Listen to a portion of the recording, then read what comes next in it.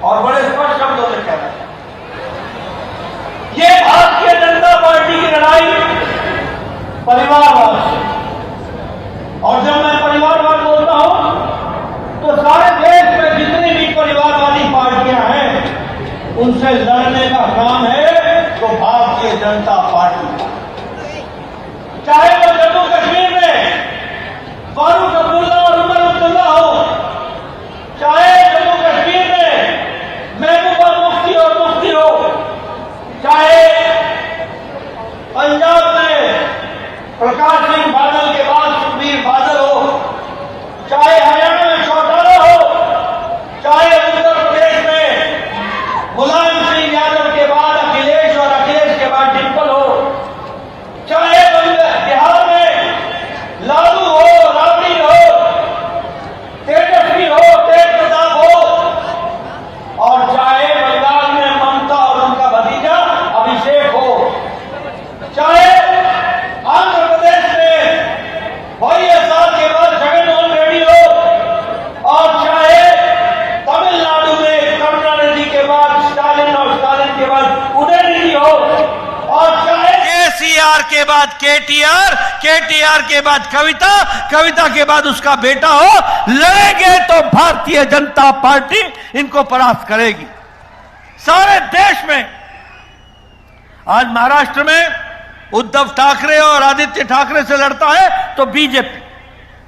आज अगर महाराष्ट्र में शरद पवार से और सुप्रिया सुले के परिवार की पार्टी से अगर लड़ता है तो बीजेपी लड़ती है। और यहां भी केसीआर तुम्हारा परिवार का राजनीति नहीं चलेगी, तेलंगाना की जनता की राजनीति चलेगी और गरीब लोग जो जनता के लोग हैं वो जीत करके आएंगे। ये तुमको ध्यान रखना चाहिए। मित्रों, इन्होंने आपको, किसानों को लूटा, नौजवानों से धोखा दिया, महिलाओं के साथ धोखा किया, विकास के नाम पर विनाश लाया। आप बताइए, आज यहां पर पेट्रोल और डीजल पर वैट लगा हुआ है कि नहीं लगा है? और सबसे महंगा पेट्रोल डीजल मिल रहा है कि नहीं? मोदी जी ने पेट्रोल में वैट घटाया, सारे बीजेपी के राज्यों ने वैट हटाया। मोदी जी ने डीजल का दाम कम किया, पेट्रोल का दाम कम किया, लेकिन केसीआर तुम्हारी सरकार ने यह नहीं किया।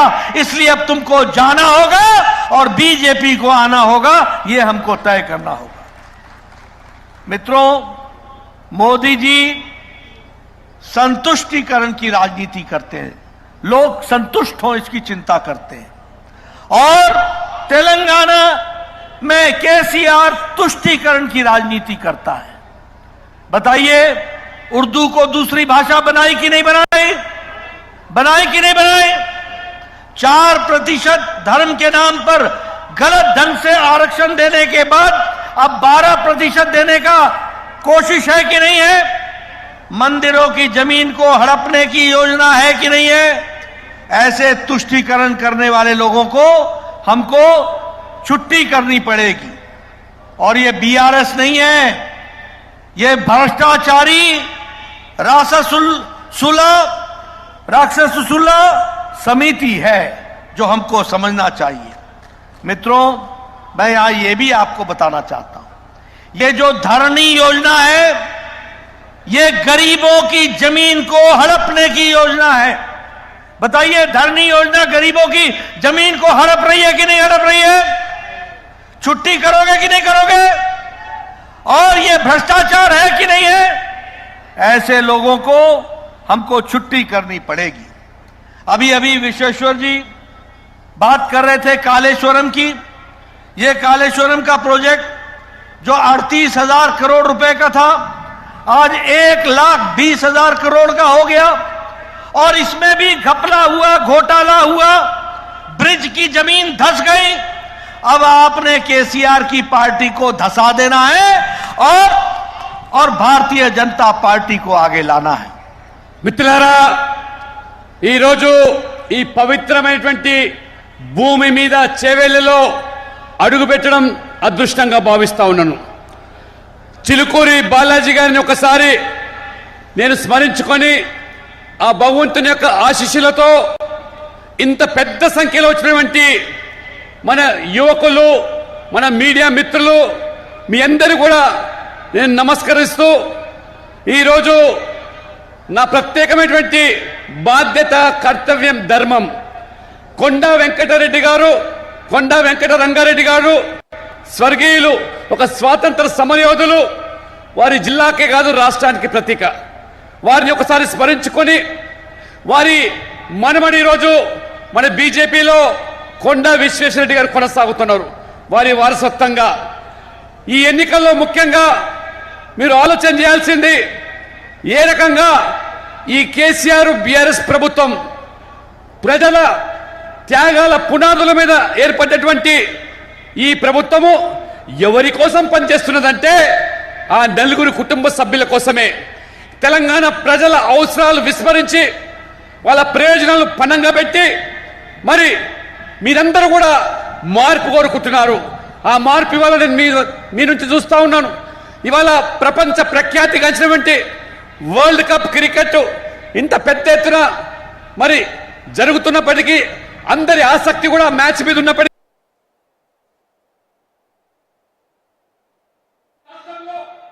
కేసీఆర్ ప్రభుత్వం పోవాలి, బీజేపీ రావాలని ఒక చిత్తశుద్ధితో నమ్మకంతో మీరు వచ్చారు కాబట్టి మీ అందరికీ ప్రత్యేక అభినందనలు. ఇవాళ మీరు మా అభ్యర్థులను ఎమ్మెల్యేగా గెలిపిస్తే వారి భవిష్యత్తు కోసం కాదు, తెలంగాణ ప్రజల భవిష్యత్తు కోసం వారి పనిచేయడమే కాకుండా ఈ తెలంగాణలో ఏ అవినీతి ప్రభుత్వం, ఏ కుటుంబ పాలన, ఏ కుల పాలన ఈరోజు జరుగుతుందో ఈ యొక్క కేసీఆర్ యొక్క పాలనకు విముక్తి చేసి ప్రజలను ఆదుకోవడానికే మా అభ్యర్థులను ఎమ్మెల్యేగా గెలిపించండి. వేలాది మంది బలిదానం చేశారు, కానీ కేసీఆర్ ఆ బలిదానం పూర్తిగా ఆ అమలును విస్మరించి ఏదైతే ప్రయత్నాలు జరుగుతున్నాయో దానిని అడ్డుకోవడానికే ఇవాళ బీజేపీ అభ్యర్థులను ఎమ్మెల్యేలుగా గెలిపించాలి. నవంబర్ 30 అది శుభదినం.